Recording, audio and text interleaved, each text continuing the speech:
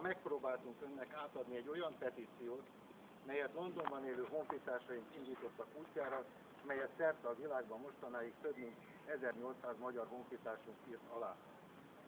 Azért adtuk volna át, mert erre bennünket megkértek azzal, hogy még a tervezett felavatás előtt adjuk át önnek saját kezébe. Napokkal ezelőtt jeleztük ebbéli szándékunkat. Ön nem talált időt bennünket fogadni. Nos, mindenki arra ér rá, amire akar. Meg lehet a rá nem érésben benne volt az is, hogy úgymond ön nincsen szintben velünk holmi civilekkel. És ez valóban így is van, csak éppen megfordítva. Jelen esetben mi ereszkedtünk le ugyanis önhöz, azzal, hogy korrekciós lehetőséget kínáltunk fel az ön számára. Ön ezzel élhetett volna, nem tette. A közelmúltban ön elmondott egy tisztességes beszédet Auschwitzban. Ez az érem egyik fele. Majd hazajött, és elfelejtette az ott elmondott szép beszédet itthon, a mai Magyarország kontextusában megismételni. Ok pedig lett volna rá. Kétségkívül, ha megteszi, szembe helyezkedett volna politikai felettesével. Morálisan viszont igazolta volna, hogy Auschwitz-i szavai komolyan veendőek. Nem lehet külföldön szép szavakat mondani, majd hazatérve cinkosan hallgatni. Ez nem becsületes eljárás. Ilyet egy egész nemzetét megtestesítő köztársasági elnök nem tehetne. Ön ezáltal morálisan alkalmatlanná vált arra, hogy posztját betöltse. Ön hivatalát egy méltatlan módon lemondani kényszerült elődjétől vette át. Sajnos nem sikerült a hivatal méltóságán esett csorbát kiköszörülnie.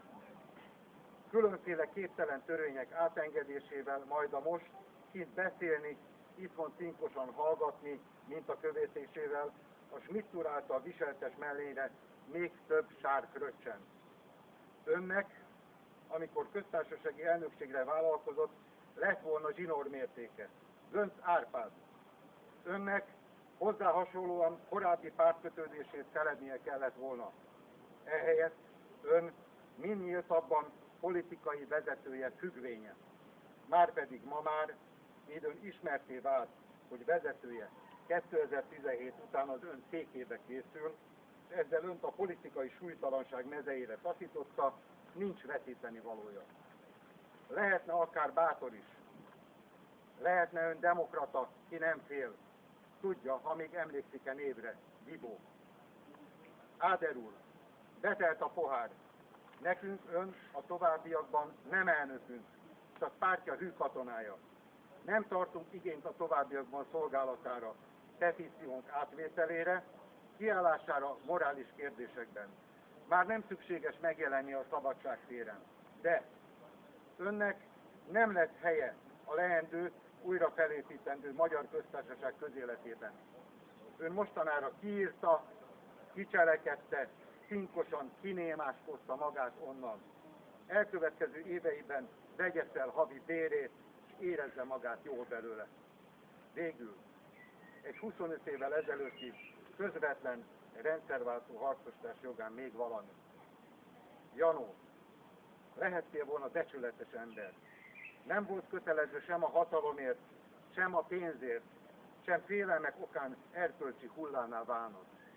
Kár érted, szívből sajnálok, de sajnos nem mondhatok más. Janó, szégyeld magad!